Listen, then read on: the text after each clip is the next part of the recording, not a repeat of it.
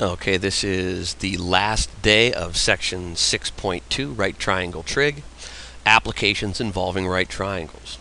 Many applications of trig involve a process called solving right triangles. That might ring a bell from the end of geometry class. In this type of application, you are usually given one side of a right triangle and one of the acute angles, and are asked to find one of the other sides, or you're given two sides and asked to find one of the acute angles. In example 7, the angle you are given is the angle of elevation, which represents the angle from the horizontal upward to an object. For objects that lie below the horizon, it's common to use the term angle of depression. So here, an angle of elevation, think about our horizontal axis. We're looking up at something. So that's the angle of elevation. If something lies below that horizontal axis, it is going to be the angle of depression. So here in example 7, it says use trig to solve a right triangle. A surveyor is standing 115 feet from the base of the Washington Monument as shown in the figure.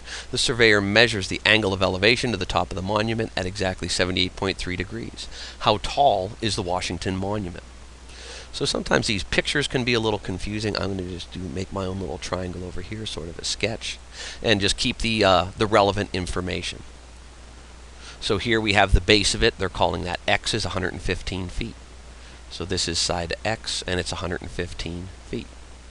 The height of the Washington Monument is what we're looking for. They're using the variable Y to stand for the height. And then this angle of elevation, this is our theta that was given. That is 78.3 degrees.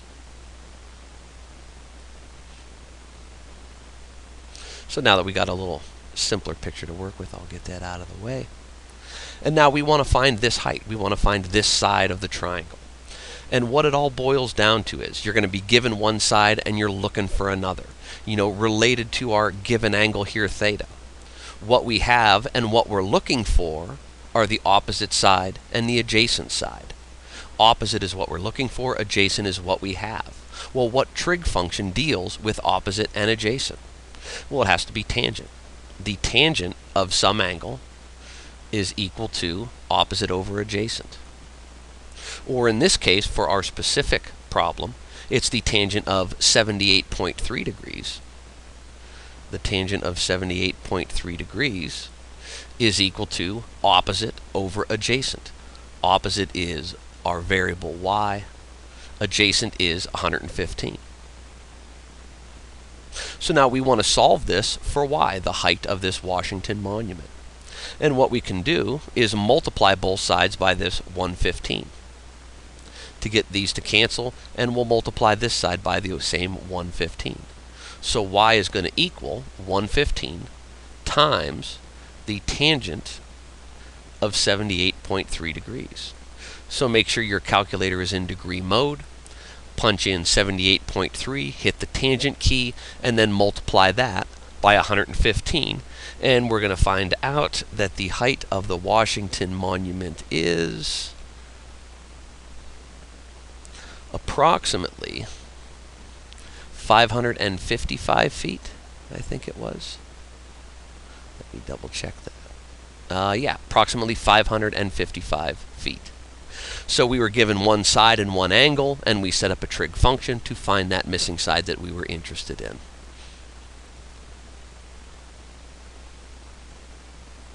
Here in example 8 now, we're given two sides, and we want to find an angle. So a historic lighthouse is 200 yards from a bike path along the edge of a lake. Here's our bike path, 200 yards to the lighthouse. A walkway to the lighthouse is 400 yards long. Find the acute angle theta right here between the bike path and the walkway as illustrated in the figure. Again, sometimes those book pictures can be a little cluttered. So what I want to do is set up a picture that looks kind of like it. And we'll spin this, oops.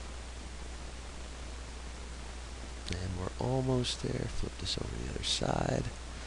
All right. So here is our 200 yard side. This is the 400 yard side. And our right angle is here. We want to find this angle, theta.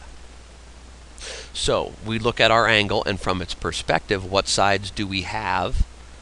We have the opposite side and we have the hypotenuse across from the right angle. What trig function deals with opposite and hypotenuse? It's sine. The sine of theta is equal to opposite over hypotenuse. Or when we plug in our numbers, we have the sine of theta is equal to opposite is 200, hypotenuse is 400, and that fraction can be reduced. The zeros will drop. 2/4 reduces down to a half. So the sine of theta is a half. Well, what angle do we know has a sine value equal to a half? This is one we've seen, quite a few times here. That is 30 degrees. Oh, well, I should write that. So the sine of theta is equal to sine of 30 is equal to 1/2. That's the measure of our angle. We were trying to find that acute angle right there. We found it. It's 30 degrees. So here's just a couple more examples. These aren't in your book, and these aren't put in word problem form. I don't have my notes with me, but I do have my calculator, and these won't be too bad to solve. So it says solving a right triangle given one angle and one side. Well, to solve a triangle means to find every side and every angle that's missing. So we have our 90-degree angle, we have a 37-degree angle. The first and easiest thing to find will be angle B. We can take 180 and subtract the two angles given, or just take 90 minus the given angle of 37, and we know that this angle B here is 53 degrees. And we have this one side, so we can now find the other sides using trig functions. Well, let's see here. And just for notation, I'm going to call this side X and this side Y. Let's look at this 37-degree angle. If we look from this angle's perspective, we want the opposite side, and we have the adjacent side. What trig function deals with opposite and adjacent? It's tangent. So the tan of 37 is equal to the opposite side X over the adjacent side 10. And to solve for X, I'm going to multiply both sides by 10. I'm going to have 10 times the tangent of 37 degrees is equal to X. And now I'll go to my calculator. I'll make sure I am in degree mode. I'll punch in 37 and hit 37, hit the tangent key, and I get the value at that angle. And then I'm just going to multiply that by 10, and I get 7.5. So X is approximately 7.5. So this side here is 7.5.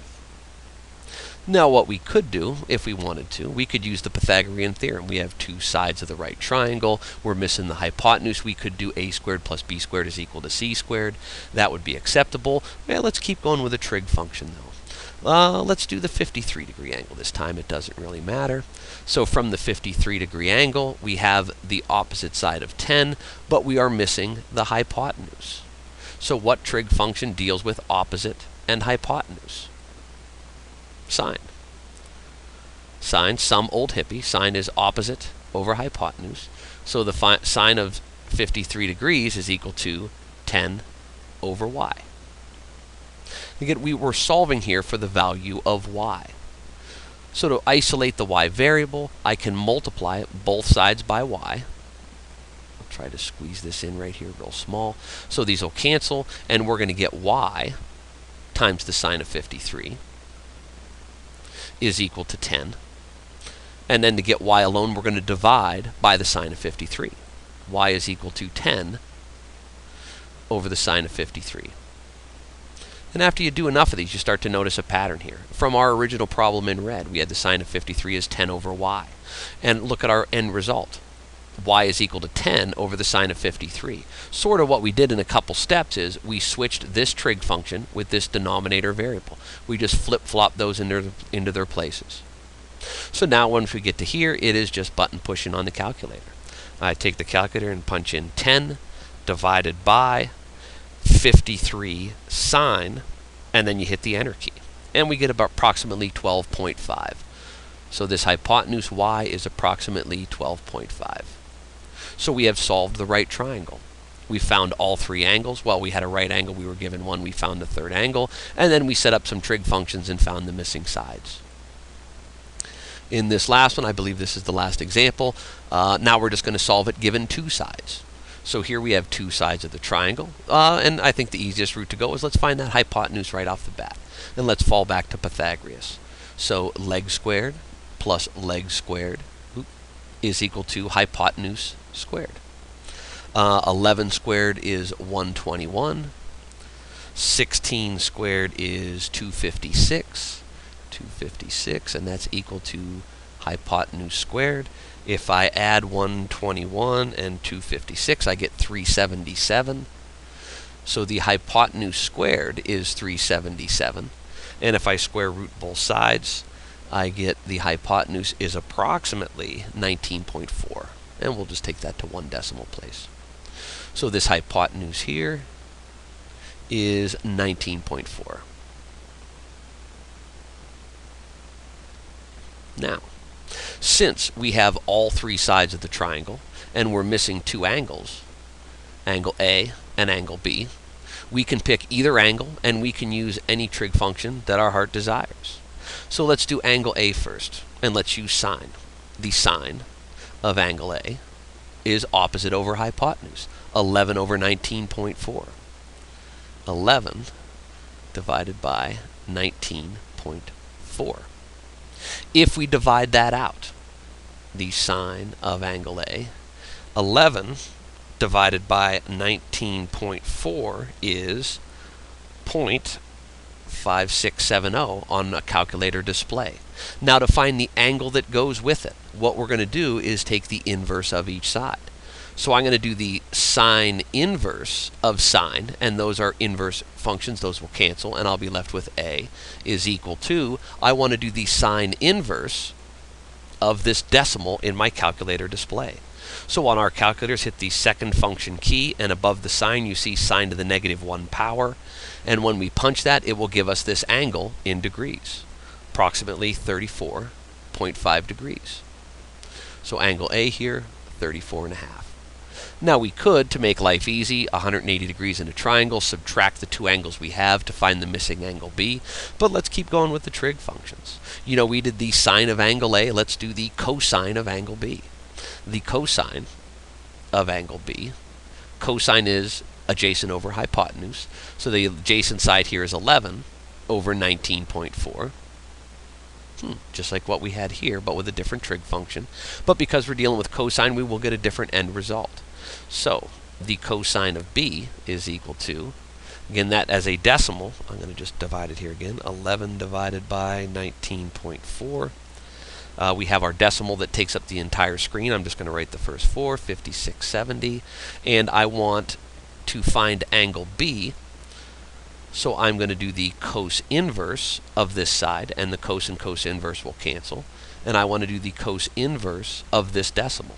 So with that still on my calculator display, I hit second function cosine, and I get 55.45, which will round up to 55.5. 55.5 degrees. And we can check, you know, these two angles should add up to 90 degrees, with 90 degrees for the right angle. And if we do add those together, we do get 90 degrees. So a couple for you to practice on your own. Here is, just like we did, the first one is solving it given one angle and one side. The next one is you're given two sides, find everything else. So solve those two triangles, you know, pause the video, solve the triangles, come back, and check your work. Okay, here in the first one, we have this angle A, and we have the hypotenuse is 22. Well, first let's find angle B, and let's do that the easy way. There's only 90 degrees to go between these two angles here. If we have 40 here, this has to be a 50-degree angle for angle B. Now, let's call this side X and this side Y, just for notation. And let's solve for X first. Related to the 40-degree angle, X is opposite, and we have the hypotenuse. And that tells us that it's going to be the sine function. The sine of 40 degrees is equal to X over 22, opposite over hypotenuse. And to solve for X, we multiply both sides by 22. So this is going to be 22 times the sine of 40 degrees is equal to X. And if you punch that into your calculator, you're going to get X is approximately 14.1. Now, just for, you know, argument's sake, a different perspective here, we could have found X from the 50-degree angle's perspective if we wanted to. From the 50-degree angle, X is adjacent, and we have hypotenuse. what trig function deals with adjacent and hypotenuse is cosine. We could have said the cosine of 50 is equal to x over 22. And we could find the cosine of 50 on the calculator and multiply that by 22, and we would get the exact same 14.1. So this side here is 14.1. Now we do have a right triangle. We have 2 of the 3 sides. We could do Pythagoras, but let's just keep going with a trig function. Let's stick with the 40-degree angle here. We want the adjacent side, and we have the hypotenuse. So that's going to be cosine. Cosine is adjacent over hypotenuse, or the cosine of 40 is equal to this missing side y over 22. And if we punch this in the calculator, 40, and hit the cosine key, and then we multiply both sides by 22, you're going to get y is about 16.9. So this missing side here is 16.9. So we have all 3 angles of the triangle. We have all 3 sides. We've solved it completely. Here on the next problem, we have 2 sides, and we have to solve it, find the missing hypotenuse, and all the 2 missing angles. So Pythagoras here, if we do 7 squared plus 10 squared, we get 10 squared is 100, 7 squared is 49, so we get 149, and then we take that square root, and that turns out to be approximately 12.2. So the hypotenuse is 12.2, and now we're going to find angle A and angle B. We have all 3 sides. We can use any trig function we want.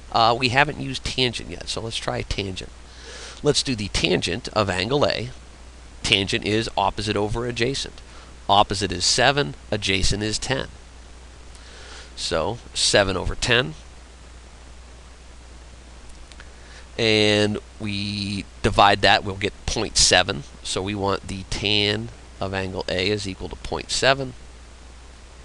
And here's where we use the tan inverse key. We're going to do the tan inverse of the left side, and we're just going to be left with angle A. The tan inverse of 0.7 turns out to be 35 degrees.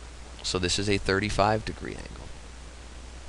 Now we could, if we wanted to, 90 minus 35 is going to give us angle B, but we need to practice with our trig functions. So let's go to angle B and pick cosine. What the heck? Cosine of angle B. Cosine is adjacent over hypotenuse, 7 over 12.2. 7 over 12.2. When you do enough of these on the calculator, it gets to be pretty routine. We're just going to divide this. 7 divided by 12.2 equals, and we'll get a decimal. And then we want to do the cos inverse on that decimal to find angle B. And it should turn out to be 55 degrees. So again, we have solved the triangle. Every angle is known. Every side has been found.